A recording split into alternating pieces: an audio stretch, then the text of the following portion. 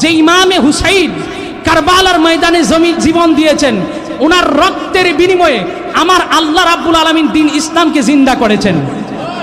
এই কথা কি আমার? না না না, খাজা গরিবে নওয়াজ নিজে বলতেছেন, শাহ আস্ত হুসাইন, বাদশাহ আস্ত হুসাইন, দিন আস্ত হুসাইন, দিন পানাস্ত হুসাইন, সরদত নাদত দরদস্তে এজিদ, হাক্কা কে বিনা লা ইলাহা আস্ত হুসাইন।